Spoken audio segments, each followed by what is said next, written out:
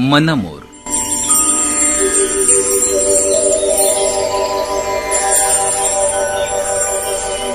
लेखिका आणि संवादिका डॉक्टर वीणा पवार. नातं. नमस्कार मंडळी.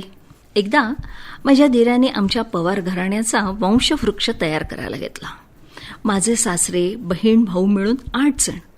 त्यांच्या प्रत्येकाचा कुटुंबाचा विस्तार, ती सगळी माहिती गोळा करणं सुरू होतं. घरात एक वेगळंच वातावरण तयार झालं होतं. सासरे आठवून सगळी चुलत नातवंड पतवंड सांगत होते. ते सगळं बघून हे सगळे नातलग आपल्या भोवती वावरत असल्याचा उगीच भास झाला. वाटलं सगळ्या घरभर कुणी ना कुणी इकडे तिकडे वावरतंय. या सगळ्या चुलत सासू सासऱ्यापैकी काही सावत्रही होते.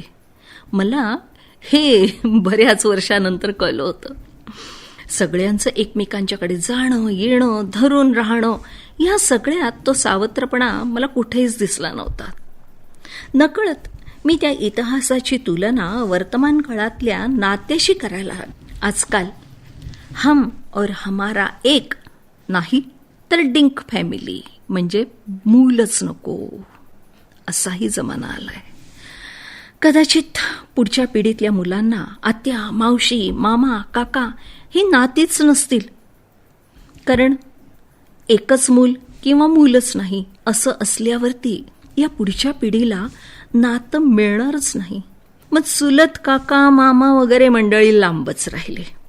त्यात सगळेजण आपल्या रोजच्या रहाटगाडग्यात एवढे जुंपले गेले आहेत की एकमेकांच्याकडे जाणंही खूप लांब झालंय. पूर्वी लग्न कार्यात 2-3 दिवस तरी, एका 10-15 वर्षापूर्वी तरी लग्नासाठी 2 तरी दिवस लोक काढत होते. नातेवाईकांच्याकडे जाऊन राहून आपलाही हातभार त्या लग्नाच्या कामात लावत होते.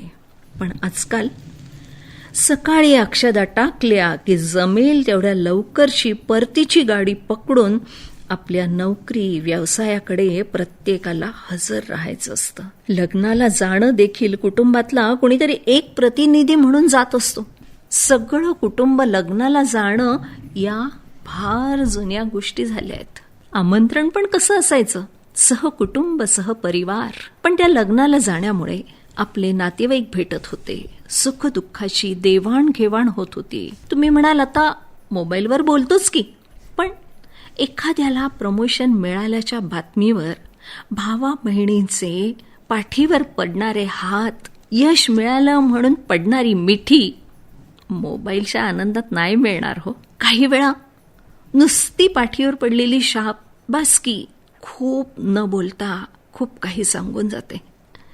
एखाद्या मोठ्या कुटुंबामध्ये काका आणि पुतण्या यांच्या वयात फारसं अंतर नसायचं आणि मग त्यांचं नातं मैत्रीत कधी बदलायचं ते त्यांनाच कळायचं नाही. बाकीचे मात्र म्हणायचे, त्या दोघांचं गुळपीठ आहे. एकमेकांची गुपितं त्यांनाच माहिती असायची. मन मोकळं करण्याचं ते एक हक्काचं ठिकाण असायचं आणि मग बाहेर मित्र शोधायची गरजच राहायची नाही. अशा घरामध्ये एखाद्याचा कमकुवत दुवा सगळेजण हातभार लावून भक्कम करून टाकत होते. एकमेकांच्यासाठी झिजणं काय असतं हे मोठ्या कुटुंबातच कळतं. काही जण त्यात गैरफायदाही घेत होते. एखादा कायम जबाबदारी घेतच जायचा तर एखादा कायम अधरच राहायचा. छोट्या मुलांना जगरहाटीचं, स्वभाव परीक्षणाचं शिक्षण मोठ्या कुटुंबात आपोआप मिळायचं. त्यामुळे घराबाहेर वावरताना ते खूप सहजतेने वावरायचे. कुणाला कसं बोलावं, कसं टॅकल करावं हे मोठ्या कुटुंबामध्ये मुलांना सहज समजायचं. माणसांना एकत्र बांधून ठेवणारी ही नात्याची वीण आजकाल तुटक झाली आहे.